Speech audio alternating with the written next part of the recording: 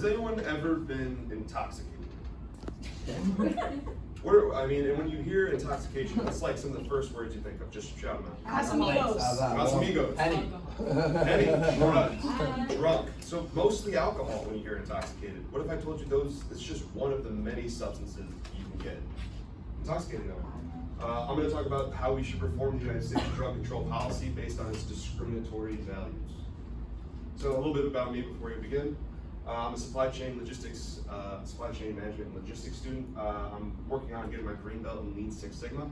For those of you who don't know what Lean or Six Sigma is, it's basically just an operational efficiency certificate, focusing on reducing waste and then problem solving. So best way to describe it is the bell curve. Bell curve, you want to make sure you can get the same results each and every time with the least amount of variance.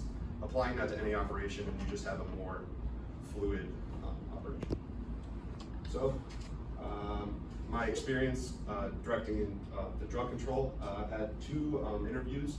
They're available online. If you guys want to know, I can give those to you afterwards. My first was with Colin Wells. He's an Afghanistan war veteran, and he created Veterans Walk and Talk. This is a non-profit psychedelic kind of community space in San Diego. He takes out victims of trauma, mostly veterans with PTSD, and he distributes psychedelics to them and goes on hikes. It's had a lot of positive benefits, and it's he's lighting the way for benefits and a harm reduction approach towards drug policy. My next interview was with Will Hall. He's a facilitarian counselor. He's been all over the world working on mostly these fields, and if you want to listen to his interviews, he has his own radio station talking about a lot of these other topics. Okay, so this is kind of some of the pictures I chose to show what America is most popular for having. So we have a lot of caffeine addiction, a giant sugar addiction. Cocaine is seen as kind of acceptable if you're drunk. Heroin and opiates are very popular. Fentanyl is popular. Does anyone know why these things are the way they are? They're addicted, but it also has to do with our current drug control policy. So he's seen, so if you want to go to the next slide. So it's, we kind of go through biases. So this is here's an ad for OxyContin in the first days. OxyContin, when it was first advertised to doctors, they were told to prescribe extra amounts to patients who were seen to become addicted. So if you're addicted, they told the doctors to just prescribe more. The doctors just agreed to this because they thought the studies were within check, but it was actually just profit motive from the Kinseling company to sell more OxyContin. So, and then there's a lot of misconstrued ideas about what drugs we should be taking, what drugs we shouldn't be taking. A lot of people think that if you take psychedelic drugs, you immediately are going to have to be this free spirit sort of hippie, and you're not going to have any more credibility left. This was assigned in Vegas in the 1970s, and you'll get 20 years if you were caught with marijuana. We see cigarette smoking as dramatized in movies, and we get that video up. This is there's been a lot of propaganda explaining why drugs are not ideal. But is there anyone out there who still isn't clear about what doing drugs does? Okay, last time. This is your brain. This is drugs.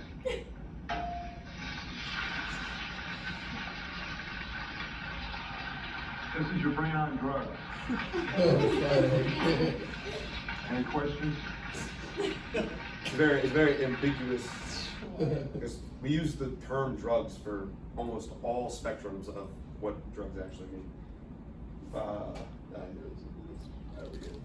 Data management can be costly and complicated, so we built Slingshot to help Snowflake use it. Cool. Go to the next slide. Okay, so this is an alcoholic's brain. As you can see, like the ridges on the edges, they're very kind of dilapidated, and a normal brain is a little softer on the edges. So in that video, they were explaining, if you want to go to the next slide, why it was bad to take LSD and why LSD would fry your brain. In recent studies, they found out that LSD, all it does is increase functions in the brain that aren't normally on. So there's as you'll learn through this presentation, that why the biases we've created were for profit motive incentives, and it wasn't for beneficial health incentives. So Terence McKenna explained this best in his book. This is a basis of dominator culture. So this is an attitude that the alteration of consciousness through plants and substances is somehow wrong, self-indulgent, it's antisocial. And these things have severe consequences when we don't allow all chemicals to be equal.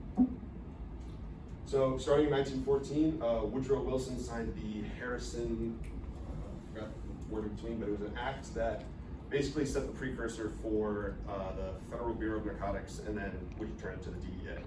This was only revenue oriented, so morphine, cocaine, and heroin were coming into the States. They weren't worried about people dying or people getting addicted to these substances, they just wanted their tax revenue. So Woodrow Wilson made that. From that, they started noticing that if they controlled substances further, they would have more control of the profits.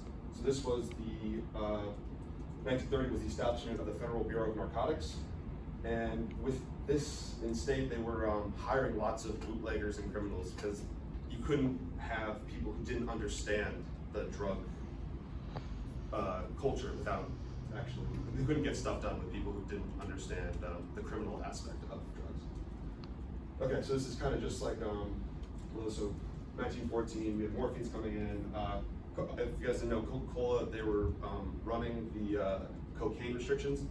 If they have, and still to this day, a exclusive supply chain on getting coca leaves into the States from South America. No one else is able to do this except for Coca-Cola.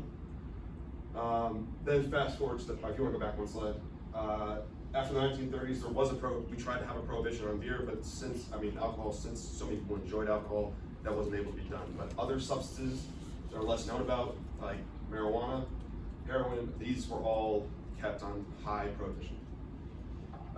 Fast forward to the 1970s, Nixon signed the Controlled Substances Act. This brought us to the 5 schedules which are known today.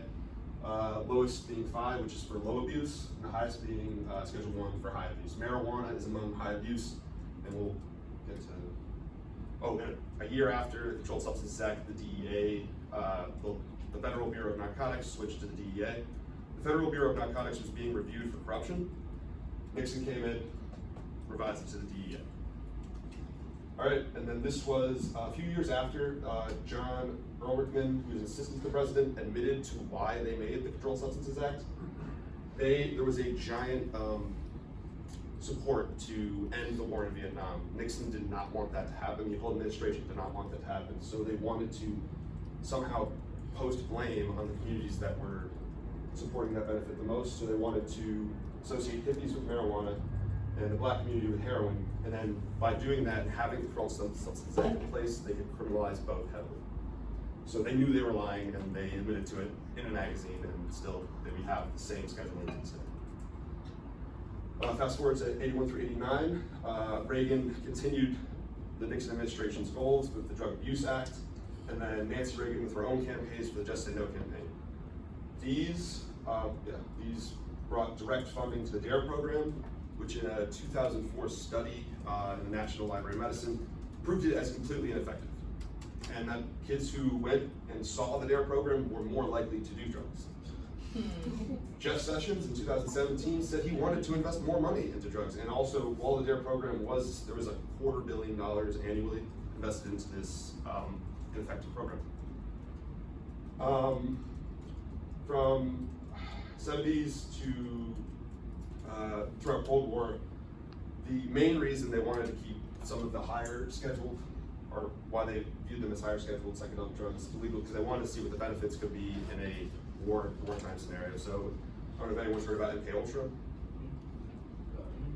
Yeah, a little bit. Well, it was basically a series of unethical experiments on the public and other government officials, basically testing out the wartime capabilities of LSD and other chemicals. I think weed was discriminated, saying it's not good for brainwash, but LSD was very effective.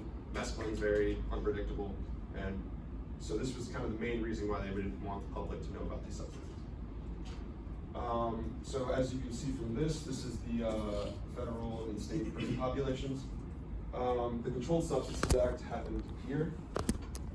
Drugs started becoming popular in the States around 1925. 17 was the act, and then Reagan was right here. And as you can see, once Reagan came in and there was the zero tolerance policy on drug control, the prison populations increased dramatically. Okay, so what do I suggest? We have to abolish the current drug scheduling policy. It has been proven that it is a racist and discriminatory act against people's preference for intoxicating substances. It was made to just hurt specific communities that were opposing a unjust norm. So without having the right to choose which chemicals we can ingest, it's unconstitutional with having this system in place. There are tons of marijuana is becoming legalized, but for some reason, if you still smoke it, it is technically a federal crime. This confuses a lot of people because it is definitely confusing. And last is we need a revised education. So the DEA definitely knows safe dosings for many of their scheduled substances. We could review and share those safe dosings and have regulated distribution of these chemicals. We decide not to because when we still have all of these substances controlled schedulally, it's just fueling a black market society. So the more we allow people to have access to these materials, the less of a black market and the less of a unregulated and unknown potency of chemicals will arise. So steps in the right direction. The Biden administration is taking steps to revise the federal marijuana policy. The cannabis industry is known to be worth $100 billion by 2030. So with this being said, there's still people in jail for federal marijuana charges. So the administration is trying their best to wrong those rights, but it's a lengthy process.